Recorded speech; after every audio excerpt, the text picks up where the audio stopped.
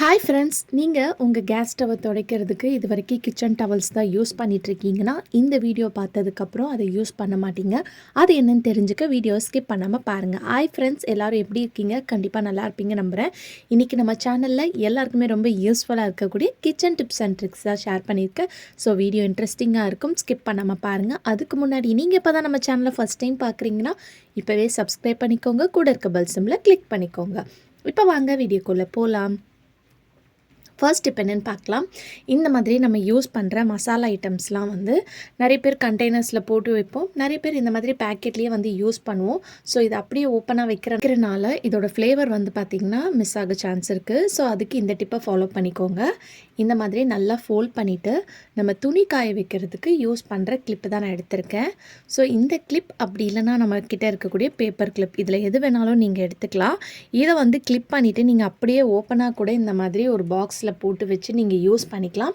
நீங்கள் ஒரு கிளிப்பில் வந்து 2லேருந்து 3 பேக்கெட் கூட நீங்கள் ஸ்டோர் பண்ணி வச்சுக்கலாம். இந்த மாதிரி வைக்கும்போது இதுக்குள்ளே எந்த ஒரு வண்டு பூச்சியும் வராது. அதே சமயத்தில் ரொம்ப ஃப்ரெஷ்ஷாக இருக்கும் இதோட ஃப்ளேவர். அப்படி இல்லை நீங்கள் ஃப்ரிட்ஜில் வைக்கிறதா இருந்தால் கூட ஒரு பாக்ஸில் வந்து போட்டு நீங்கள் ஸ்டோர் பண்ணி வச்சுக்கலாம். இல்லைனா இந்த மாதிரி பாக்ஸில் போட்டுட்டு நீங்கள் வெளியே கூட ஸ்டோர் பண்ணி வச்சு யூஸ் பண்ணிக்கலாம். வேணுன்றப்பது எடுத்துகிட்டு அதுக்கப்புறம் நீங்கள் இதிலே போட்டு நீங்கள் யூஸ் பண்ணிக்கலாம். கண்டிப்பாக இந்த டிப் யூஸ்ஃபுல்லாக இருக்கும், ட்ரை பண்ணி பாருங்கள். அடுத்த டிப் என்னென்னு பார்க்கலாம். நம்ம பட்டர் சம்டைம்ஸ் வந்து ஏதாவது ஃபுட்டுக்கு இல்லை ப்ரெட்டுக்கு யூஸ் பண்ணும்போது ரொம்ப ஹார்டாக இருக்கும் இல்லையா, ஃப்ரீசர்லேருந்து எடுத்து நம்ம யூஸ் பண்ணும்போது. ஸோ அந்த டைமில் இந்த டிப்பை வந்து ட்ரை பண்ணி பாருங்கள். நம்மளுக்கு வந்து ரொம்ப ஹார்டாக இருக்கும். இப்போ வந்து வந்து பார்த்திங்கன்னா கொஞ்சம் சாஃப்டாக தான் இருக்குது. ஏன்னா வெளியே எடுத்து வச்சிட்டனால நம்ம வெளியே எடுத்து வைக்க மறந்துட்டோன்னா இந்த டிப்பை ஃபாலோ பண்ணிக்கோங்க. ஸோ இந்த மாதிரி கிரேட்டர் கண்டிப்பாக எல்லார் வீட்லேயும் வச்சுருப்போம். ஸோ இந்த கிரேட்டரில் உங்களுக்கு எந்த அளவுக்கு பட்டர் வேணுமோ அந்த பீஸ் பட்டரை மட்டும் நைஃப் யூஸ் பண்ணி கட் பண்ணி எடுத்துக்கோங்க. எடுத்துகிட்டு நீங்கள் இந்த கிரேட்டரில் வந்து நல்லா கிரேட் பண்ணிங்களாம். உங்களுக்கு எவ்வளோ பட்டர் வேணுமோ அது அழகாக சின்ன சின்னதாக மெலிசாக துருவி கிடைக்கும். இந்த மாதிரி வந்து நீங்கள் துருவி எடுத்துக்கிட்டிங்கன்னா நீங்கள் ப்ரெட்டுக்கு சாண்ட்விச் செய்கிறதுக்கு இல்லை நிறைய ஃபுட் ஐட்டம்ஸ்க்கு நம்ம ஏதாவது ப்ரிப்பேர் பண்ணுவோம் இல்லையா, அந்த டைமில் வந்து பார்த்திங்கன்னா இந்த டிப் ரொம்ப ஹெல்ப்ஃபுல்லாக இருக்கும். ஸோ கண்டிப்பாக இந்த டிப் ரொம்ப யூஸ்ஃபுல்லாக இருக்கும், ட்ரை பண்ணி பாருங்கள். இப்போ பட்டர் வந்து பார்த்திங்கன்னா கொஞ்சம் சாஃப்ட் ஆகிட்டனால நம்மளுக்கு மெல்ட் ஆகிற மாதிரி இருக்குது. ரொம்ப ஹார்டாக இருக்கிற டைமில் இந்த டிப் உங்களுக்கு ரொம்ப யூஸ்ஃபுல்லாக இருக்கும், ட்ரை பண்ணி பாருங்கள். அடுத்த டிப் என்னன்னு பார்க்கலாம். நம்ம கேஸ் ஸ்டவ்வில் வந்து ரொம்ப எண்ணெய் பிசுக்காக இருக்கும் இல்லையா, அதுவும் இந்த மழை டைமில் நம்ம தண்ணிலாம் ஊற்றி வாஷ் பண்ணிக்கிட்டே இருக்க முடியாது. ஏன்னா ஆல்ரெடி மழை பெஞ்சாலே ரொம்ப நசன்னு இருக்கும். நம்ம தண்ணியெலாம் ஊற்றி வாஷ் பண்ணுறதுனால நம்மளுக்கும் வந்து பார்த்திங்கன்னா ரொம்ப கோல்டாக இருக்கும். அதே சமயத்தில் கேஸ் ஸ்டவ்லையும் வந்து ரொம்ப எண்ணெய் பிசுக்காக அழுக்காக இருக்கும் இல்லையா, அதை எப்படி க்ளீன் பண்ணுறதுன்னு பார்க்கலாம். இந்த மாதிரி நம்ம கடையிலேருந்து ஃப்ரைட் ரைஸ் ஏதாவது வந்து ஃபுட் வாங்கும்போது இந்த மாதிரி சாஸ் பேக்கெட் கொடுப்பாங்க இல்லையா, அந்த சாஸ் பேக்கெட்டை வந்து நான் யூஸ் பண்ண மாட்டேன். இந்த மாதிரி க்ளீனிங்காக நான் எடுத்து வச்சுப்பேன்.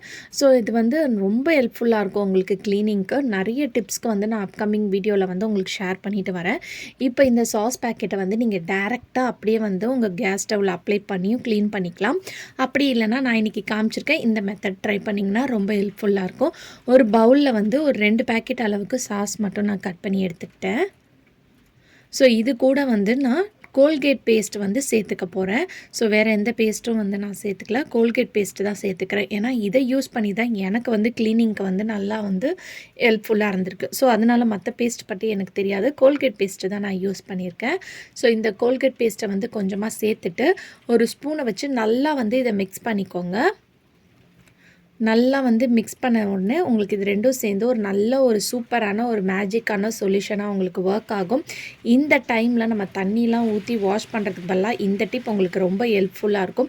இந்த பேஸ்ட்டை வந்து ஸ்க்ரப்பரை வச்சு இந்த மாதிரி ஃபுல்லாக உங்கள் கேஸ் ஸ்டவ்வை சுற்றி வந்து நல்லா ஒரு கோட்டிங் மாதிரி அப்ளை பண்ணி கொடுங்க. இந்த பிளேட்ஸ் எல்லாம் வந்து தனியாக வந்து எடுத்து நான் வாஷ் பண்ணிப்பேன். நீங்கள் அப்படியே வந்து அதில் அப்ளை பண்ணிவிட்டு வாஷ் பண்ணுறதா இருந்தாலும் நீங்கள் தொடச்சி வாஷ் பண்ணிக்கலாம். ஸோ இந்த பிளேட்ஸ்லாம் வந்து நான் ரிமூவ் பண்ணி வச்சுருவேன். இதுக்குமே வந்து நான் இதே சொல்யூஷன் போட்டு தான் வந்து நான் க்ளீன் பண்ணிப்பேன்.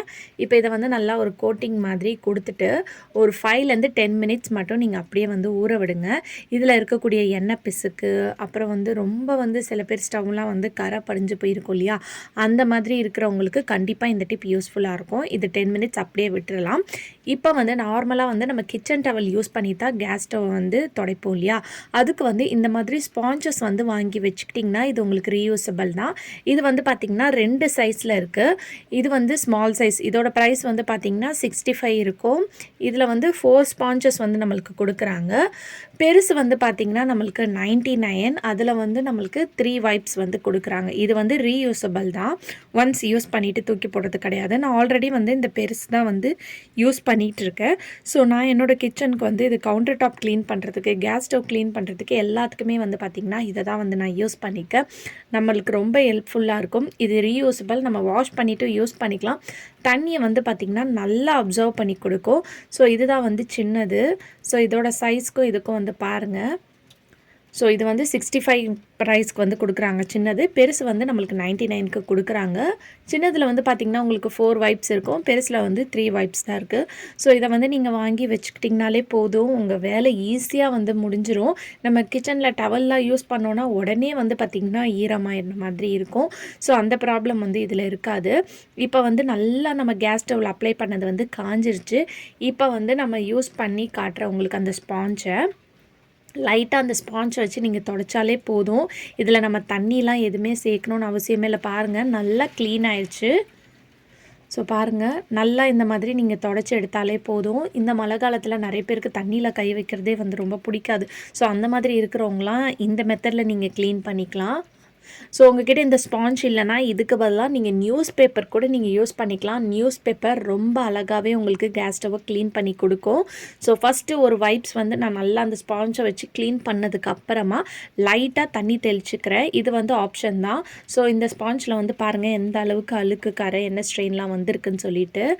இதை வந்து நம்ம வாஷ் பண்ணிவிட்டு ரீயூஸ் பண்ணிக்கலாம். ஸோ அதனால் வந்து நீங்கள் இதை வாங்கி ஒன்ஸ் இன்வெஸ்ட் பண்ணி வாங்கி வச்சிட்டிங்கன்னா உங்கள் கிச்சனில் வந்து நீங்கள் க்ளீன் பண்ணுறதுக்கு உங்களுக்கு ரொம்பவே ஹெல்ப்ஃபுல்லாக இருக்கும். நீங்கள் தண்ணி தெளித்து க்ளீன் பண்ணணுன்ற அவசியம் கிடையாது. லைட்டாக மட்டும் தண்ணியை மேலே தெளித்து விட்டுட்டு இந்த ஸ்பாஞ்சை வச்சு நல்லா வந்து க்ளீன் பண்ணிட்டிங்கன்னா உங்களுக்கு நல்லா தண்ணியில் அப்சர்வ் பண்ணி கொடுத்துரும். நல்லா உங்களுக்கு க்ளீன் ஆயிரும். இது வந்து கேஸ் ஸ்டவ்க்கு மட்டும் இல்லை, நீங்கள் கிச்சன் கவுண்டர் டாப்பில் வந்து க்ளீன் பண்ணுறதுக்கு கூட நீங்கள் யூஸ் பண்ணிக்கலாம். இது வந்து நான் ஆல்ரெடி யூஸ் பண்ணிகிட்ருக்கிறேன். ஸோ இப்போ பிழிஞ்சு காட்டுறேன் பாருங்கள், தண்ணியும் நல்லா வந்து உங்களுக்கு ட்ரெயின் ஆயிரும். அதுக்கப்புறம் நீங்கள் இதை வந்து காய போட்டுட்டு ஆஸ் யூஷுவல் வந்து நீங்கள் யூஸ் பண்ணிக்கலாம். நீங்கள் துணி யூஸ் பண்ணுறதுக்கும் இதுக்கும் நல்ல ஒரு டிஃப்ரென்ஸ் உங்களுக்கு தெரியும். ஸோ இப்போ பாருங்கள் அந்த தண்ணி எவ்வளோ அழகாக அப்சர்வ் ஆயிடுச்சுன்னு சொல்லிட்டு. ஸோ கண்டிப்பாக வேணுன்றவங்க லிங்க் வந்து நான் டிஸ்கிரிப்ஷனில் கொடுக்குறேன், செக் பண்ணி பார்த்துக்கோங்க. அடுத்த டிப் என்னென்னு பார்க்கலாம். நம்ம தோசைக்கல்லில் வந்து தனியாக வந்து வச்சுருப்போம் இல்லையா, ஆம்லெட், அப்புறம் இந்த மாதிரி ஃபிஷ்லாம் ஃப்ரை பண்ணுறதுக்கு. ஸோ அந்த தோசைக்கல் நம்ம என்ன தான் க்ளீன் பண்ணாலும் அதில் லைட்டாக எண்ணெய் பிசுக்கு இருக்கும். அது மட்டும் இல்லாமல் ஒரு ஸ்மெல் வந்து பார்த்திங்கன்னா இருந்துக்கிட்டே இருக்கும். அதுக்கு இந்த டிப்பை வந்து ஃபாலோ பண்ணிக்கோங்க. அதுக்கு வந்து தோசை மாவு, புளிச்சு போன தோசை மாவு, தயிர், இதில் எது இருந்தாலும் நீங்கள் எடுத்துக்கலாம். வேணாலும் நம்ம தூக்கி போடுவோம் இல்லையா, அதை வந்து நீங்கள் இந்த மாதிரி க்ளீன் பண்ணுறதுக்கு வந்து யூஸ் பண்ணிக்கலாம். இப்போ லைட்டாக இதில் வந்து நான் டிஷ்வாஷ் லிக்விடும் வந்து சேர்த்துக்கிறேன்.